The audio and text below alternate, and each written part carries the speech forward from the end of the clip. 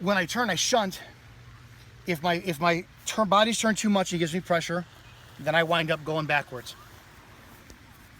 So the first thing I do is I step a little bit. I cheat. When I turn and I step, continuing my forward pressure going into somebody. This gives him a little bit of his spinal structures rock back, and it also set up space for me on one side only. So this is my right side only. It set up space. The biggest problem Wing Chun guys have when they do that lop chop is they do this. And they let this come all the way back here. He drops his elbow down. He has the line, he can hit me. So we always have to have forward pressure going in on our rolling. So when I turn, boom, shunting off, it's there. I have all this space to work with. If he winds up lops out or jutting me down, pulling me in, or whatever, I still have that space to work with. If he collects and pulls me in, pull me towards, I still have this, I go forward. He guides me where to go. The issue is this side. If you turn this side off when you turn, and you don't do anything with this, and he knows what he's doing, all he has to do is drill that forward. Done. This side has to be on. Both energies have to be going forward. You're here. I'm going forward. He tells me what to do. Based on my position alone, this is not going to be a lop strike. This will be maybe a pull that way. But it's not going to be the traditional lop, bringing in, going that way, because he didn't give me that energy. So I'm going to turn. I want both sides going forward. But if I'm continuing with this initial lop chop, this comes in, and it still maintains contact. I come over. I don't bring this in. I come over. This is coming in only that needs to be the job done. This is your build G energy here. And move your hand for a second, it goes right in. I go right in, face, throat. I don't need to pull this back.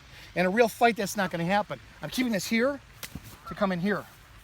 Everything goes forward with my stuff. Here, boom, here. This is ready to go right away.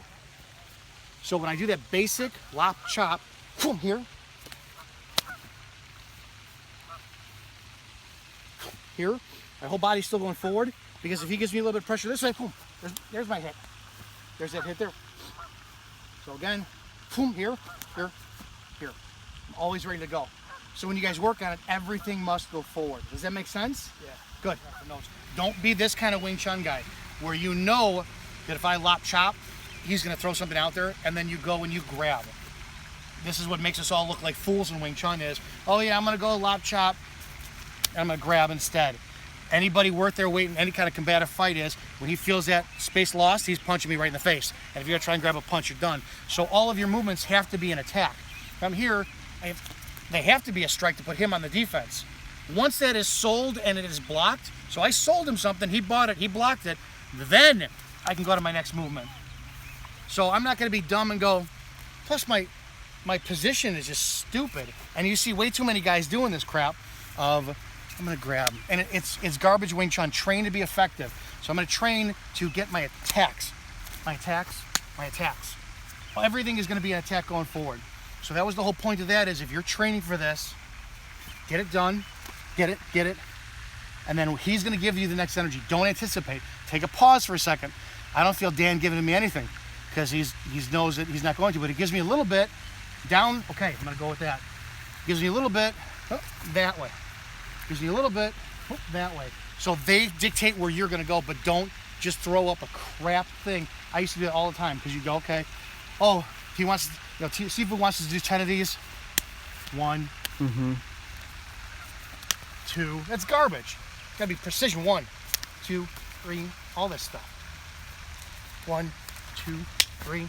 So get it done, sell it first, then go to the next movement. Make sense? Here's the last point I want to make about any type of chi sao entry or hit, is when we're rolling, always commit your hit. Some hit, what if this is not here? And drop it, this side. Hit commit, always commit that hit, because you don't want to commit the hit with the concept of anticipating the energy. Okay, now I'm gonna go this way. Doesn't matter what that secondary movement is, it just happened to be there. If you can, you really want, in a realistic combative, as realistically combative as it could be for chi sao, you really want to destroy this and come in and just, collapse him. If he's weak, collapse him in, and that's your job. Then you get the 2 for 1. But if it's not going to be that way, just sell it. Because what if this is not there? Ultimately, here, you want it. That's your hits. That's your Wing Chun. It's always your hitting. but we train with these tools just for the sake of learning where our position is throughout the hit. So always, always, always commit with your hit. That's my last 2 cents on that.